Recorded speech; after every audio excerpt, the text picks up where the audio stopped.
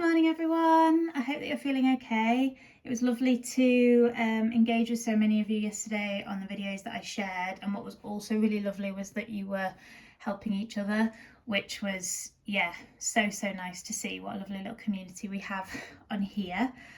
As per sort of the feedback I've been getting on videos, I'm going to try and get a couple more of these sorts of questions up today, another maybe NMR, other types of information question, and then I'll obviously see what scope I've got for more videos after that.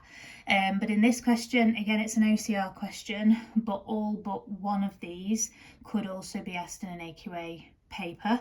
Yes, it would probably look a bit different from this, but with questions where we're looking at how we can convert between different types of compounds, the key things are recognising what functional groups we have to start with, what we're trying to turn them into, and then this is where knowing your conditions and things off by heart is going to be so important.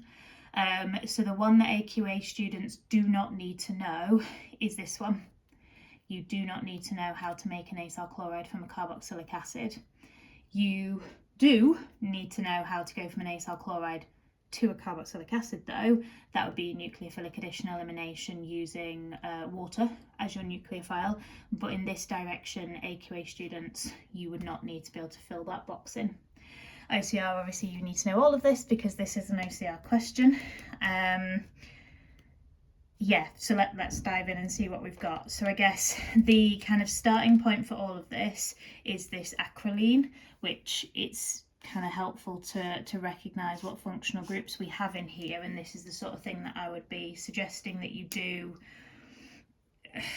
I guess, in a lot of the organic questions, particularly here where it's giving you clues as to what you are trying to make in each case. Obviously they can't just leave you a blank box, but it might be that in others you have reagents but no idea what goes in here, but by giving you sort of the product that we're working towards, having an idea of what functional groups we have initially and thinking about what's then changed over the course of that reaction is going to be really important. So probably, hopefully goes without saying, we've got an alkene here, and then because we've got the C double bond O sort of on the end of our chain, then this is going to be an aldehyde. And then from here we've got to go to an unsaturated alcohol, a carboxylic acid, and then we've got to draw the polymer, 2 repeating units of the polymer made from the acrolein as well. I guess it doesn't really matter what order we do these in because the polymer is sort of separate. We'll go with that bit first. So we haven't been told what type of polymer it is, but it can only be one of the 2 types of polymers because we've got a carbon-carbon double bond, so we're going to be thinking about an addition polymer. We don't have the functional groups within here to make a condensation polymer. Now, 2 repeat units tells me that we're going to need 4 carbons kind of horizontally making up our kind of chain, if you will. So 2 from the first repeat unit and then 2 from the second repeat unit, and then repeating units, we should always have our trailing bonds coming out of the sides like so. No brackets, definitely no N because we've been asked to draw specifically 2 repeat units. And then these carbons will be these ones here where the double bond originally was, which is then going to open up and enable these monomers to join together. So on this carbon, the left carbon of what was the double bond, we've got a H and a H, which means that on this carbon we will also have a H and a H. And then on the right carbon of what was the double bond, we have a H in the top position. And then on the bottom, we've got this aldehyde group, which I think makes sense to shorten here to CHO. If you wanted to draw it all out, like in displayed, you absolutely could do, but CHO will work because that's the functional group for an aldehyde, and that's exactly what we've got there. So we can see how we've got, that would be our 1 repeat unit, and then because it's asked us for 2, we've just got an exact replica of that next door. Okay, so that's the first one. Then thinking about the next sort of pathway, we're going to a carboxylic acid. So again, this is where knowing how we can make a carboxylic acid is important, because we've got two different functional groups in here, but the alkene is going to be absolutely no use to us. We cannot go directly to a carboxylic acid from an alkene, but of course we can from our aldehyde, and that would be an example of us oxidizing that aldehyde to a carboxylic acid. Now I know it hasn't asked for sort of like types of process, I suppose, but while we're here, may as well add those on, and I could also do that for this one as well.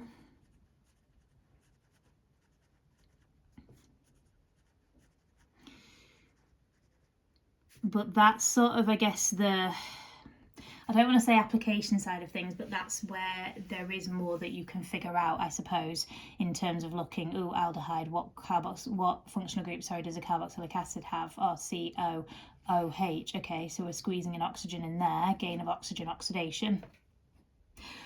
What you will need to then just be able to regurgitate, as it were, is the reagents.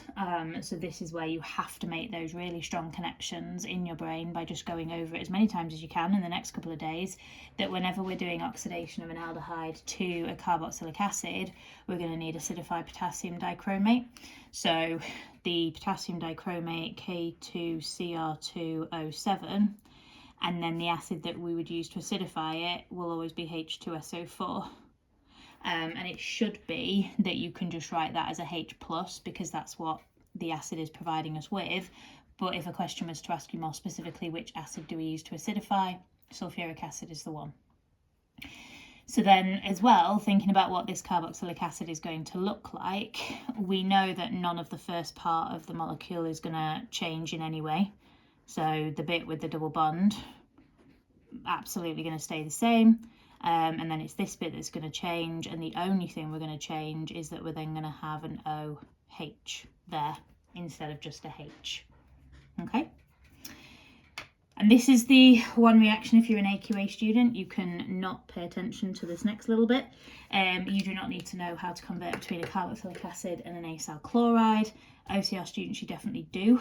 Again, what you might find helpful to do before you try work out what reagents you've got, or you need to be adding rather, is drawing out the structure of the acyl chloride. So it's from the carboxylic acid group to the acyl chloride. So the C double bond O needs to stay, and then the OH is going to become a Cl, and that's the functional group of our acyl chloride. That's COCl. So then in terms of a reagent, it makes sense that we're going to need to add something that has chlorine in it, because otherwise where is that coming from? And I do think that this is quite a memorable reagent in that it's really quite different from all the others. So SOCl2 is what we would use there. And we would also get other products as well being made in that. I'm pretty certain it's water and SO2. No, it's not water. It's going to be HCl and SO2. But from an organic point of view, the key thing is that we can see how that functional group has changed, and recognising the need for the reagent to have Cl in it. And then hopefully that, again, those strong connections you've made will bring you back to this as our reagent. Okay.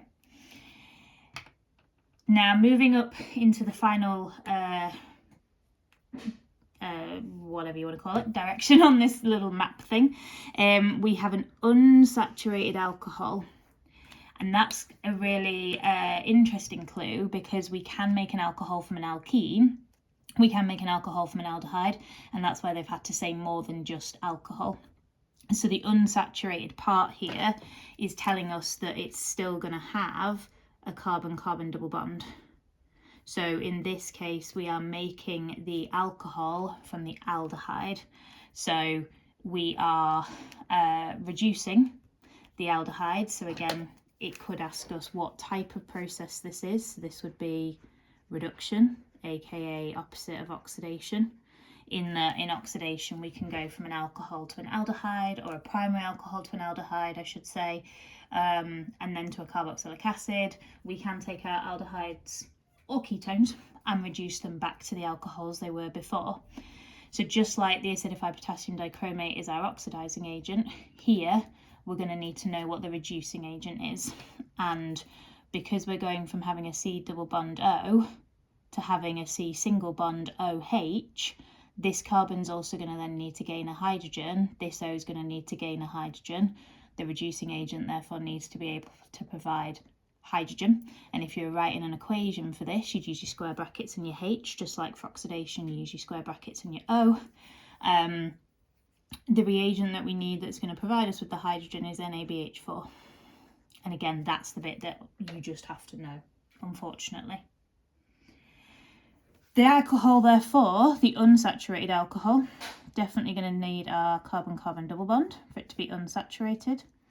And then this carbon here is where we're then going to have our OH, the H that was already there, and then another H. So that mechanism, again, I know it hasn't asked us for this, but the mechanism for this would be nucleophilic addition. Your H minus nucleophile will be attacking this carbon, which would be delta positive, opening up the double bond with the electrons moving to the O, and then the O would attack a H plus to turn that into your OH group, and your H minus nucleophile is the other hydrogen that's been gained. Okay? And then from there, we are thinking about making a diol. So we now need a second alcohol group. So this is the one that's going to be made from the alkene, because there's no other way of us making an alcohol at this point. And then it also says major product. So clearly we can make two different alcohols here from our double bond. And I guess generally, if we're opening up a double bond and turning it into an alcohol, one of those carbons will gain a hydrogen, the other will gain an OH. So in theory, we should know that there are going to be at least two products, because this alkene is asymmetrical. So I could put the OH on carbon 1 and the H on carbon 2, or vice versa, to give us two different products. What we need to think about is which one of those is going to be the major product. Now, this mechanism is elimination. No, sorry, what an absolute lie. It's not elimination, it's hydration. My sincere apologies. Elimination would be going in that direction and getting rid of the alcohol as water. Dehydrating it, we're not doing that, we're hydrating it. Apologies. And in terms of the reagent, we're going to use steam. So I guess you could write it as steam, but equally you could write H2O with the gaseous state symbol. That's absolutely fine to do as well. And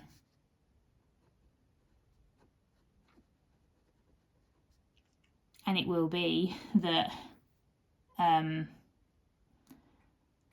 the kind of all of the steam adds on to one of these. Yeah, anyway, OCR A, you don't need to know that mechanism. AQA students, you do need to know that mechanism, and initially it is quite similar to electrophilic addition, in that the double bond will attack a H plus that's going to come from our catalyst. Then you're going to have a carbocation being made. Then the H2O would, or the oxygens lone pair in the H2O would attack the positive carbon, and then we'd have to take off one of the hydrogens from the water because the oxygen would be forming too many bonds. OCR, you don't need to know that as a mechanism, but clearly you need to appreciate what type of products we're going to get here. Now, catalyst wise, in this direction, I would always give it as phosphoric acid, which is H3PO4. In the reverse direction, if we were eliminating, I would want to see concentrated sulfuric acid, but you can use sort of them interchangeably on the mark schemes, but phosphoric acid is the one I would use going in that direction. So in terms of the major product, when we open up the double bond, the H plus from the catalyst can go here or here. That's going to either give us, if the hydrogen adds on here, then this carbon would have the positive charge, and that's going to be a secondary carbocation. If the H plus from the catalyst adds onto this carbon, then the first carbon would have the positive charge, and that would be a primary carbocation. And secondary carbocations are more stable than primary ones, and so the secondary carbocation is the one that's going to lead to the major product. So the OH group needs to be on this middle carbon, and the end carbon needs to get the H plus from the catalyst. Now obviously the catalyst will need to be reformed, and that's where, when we take the hydrogen off of the water molecule, that hydrogen will go back to the catalyst to reform it. So that alcohol group's going there on the second carbon, and then we also have the one that we've already made on this end carbon here to make our diol, and that would be the major product. The minor product, these two would have been added across the double bond the other way round. Okay, so just to make a few quick notes for kind of your context: major product from more stable carbocation, which in this case is the more stable secondary carbocation, and then I will just quickly draw as well that the minor product would see the OH go onto the first carbon, which would form from the less stable primary carbocation, and so that there would be your minor product. And in terms of their relationship with each other, they are position isomers, which is a type of structural isomerism, which is a clue that they may give you in certain questions. I'm thinking maybe more so in the AQA specification, it might say that you have this reaction and you end up making position isomers, or to form structural isomers, or sometimes it will say structural or stereoisomers, depending on which reaction we're thinking about. But if you do have more than one product in a reaction like this, where you're opening up the double bond, you are going to get position isomers as your two different products that can be made. Okay, so there is a big element of this, guys, that is rote learning, but what I hope I've shown you is that if you know what the product looks like before and after, like here we can see that we've added across the double bond, we can then think about what that mechanism might look like. Similarly, we can see here, oh, we've squeezed another oxygen in there, gain of oxygen is oxidation, oh, we've added some hydrogens in there, gain of hydrogen is reduction, and so on and so forth.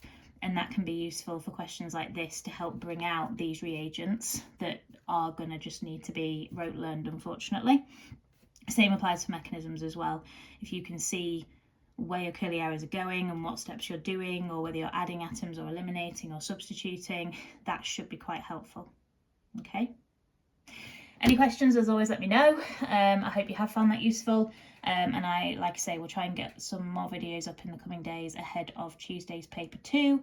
And then I will, of course, do the same thing for the paper 3 the following week. Take care, guys. Hope you have a balanced Sunday. Catch you soon.